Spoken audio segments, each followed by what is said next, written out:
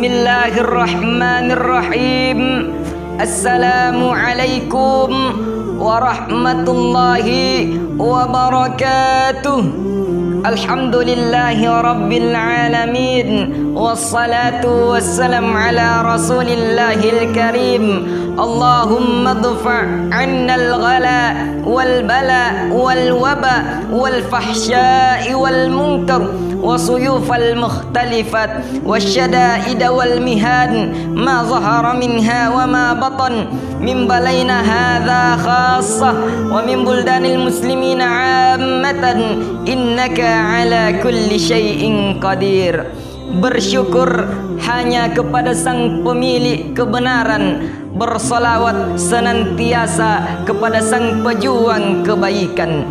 Saudara yang dirahmati oleh Allah Subhanahu wa Ta'ala, pada kesempatan yang sangat mulia ini, perkenankanlah saya membawakan sebuah ceramah yang berjudul Ibadah di Masa Corona.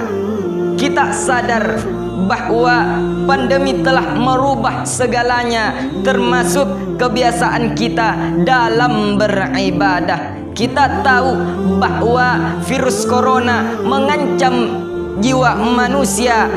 Salah satu cara mencegahnya dengan menghindari kerumunan dan keramaian. Oleh karenanya itu, para alim ulama di Indonesia, bahkan di seluruh dunia, berfatwa bahwasanya kegiatan keagamaan yang mengandung unsur keramaian sebaiknya sementara ditiadakan. Di bulan Ramadan ini, kegiatan yang lazim kita lakukan seperti sahur on the road, buka bersama, tarawih berjamaah dianjurkan dilakukan di rumah saja. Jangankan yang sunnah, yang wajib pun bila mana hendak kita laksanakan tapi menjadi kesulitan, Allah Subhanahu wa Ta'ala berfirman di dalam Quran surah Al-Baqarah ayat 185, yuridullahu bikumul yusra wa la yuridu bikumul usra.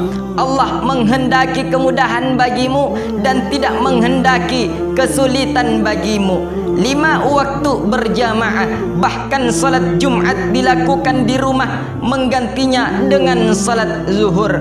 Dalam kitab fikih dikatakan la yajuzu an yatakhallafa salatal jum'ati illa li khaufin au udhurin.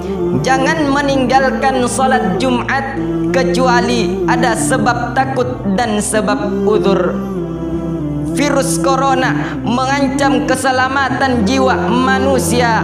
Apabila dalam satu kebaikan, walaupun itu kewajiban, jika mengandung keburukan, dalam kaidah usul dikatakan darul mafasid muqaddamu ala jalbil masalih. Menolak keburukan itu lebih utama dibanding melakukan kebaikan.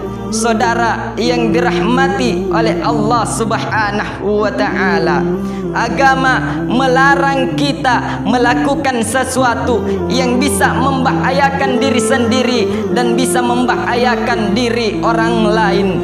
Allah Subhanahu wa Ta'ala berfirman di dalam Al-Quran surah Al-Baqarah ayat 195, wala tulku biaidikum ila tahluka, dan janganlah menjatuhkan diri kalian dalam kebinasaan. Dalam kaidah usul juga dikatakan la darara wala dirara, jangan membahayakan diri sendiri dan jangan membahayakan diri orang lain. Apabila kita hendak masuk ke tempat keramaian, salah satunya masjid, maka tidak menutup kemungkinan ada orang lain yang bisa menularkan penyakit kepada diri kita. Tapi tidak menutup kemungkinan juga tanpa kita sadari, kitalah yang bisa menularkan penyakit kepada orang lain. Inilah yang dilarang oleh agama.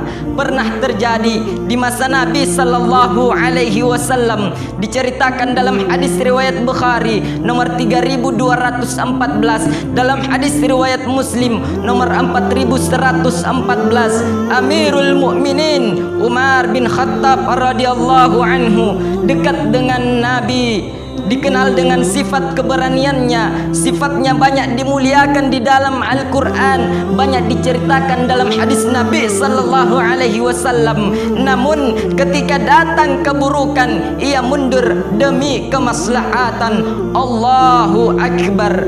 Anda sahabat Nabi bukan, tabi'in bukan, tetangga Nabi bukan. Sampai saat ini satu huruf pun Al-Quran belum turun karena kemuliaan Anda. Ilmu pengetahuan Anda tidak lebih luas dibanding para alim ulama. Namun dengan angkuh dan sombongnya Anda mengatakan, jangan takut corona, takutlah kepada Allah. Sungguh ucapan yang membuat Anda semakin jauh dari Tuhan. Jika dengan virus corona belum menyentuh Anda untuk semakin dekat kepada Allah Subhanahu wa ta'ala, maka perlu virus apa lagi yang bisa membuat Anda semakin dekat kepada Allah Subhanahu wa ta'ala.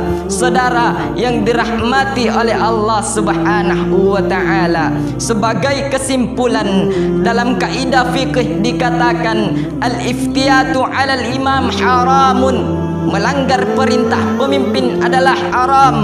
Maka yang terbaik saat ini, patuhi fatwa para alim ulama, patuhi perintah para pemimpin selagi mengutamakan kemaslahatan umat, sembari kita berusaha dan berdoa semoga wabah virus corona cepat berlalu. Billahi fi sabilil haq fastabiqul khairat. Wassalamu alaikum warahmatullahi wabarakatuh.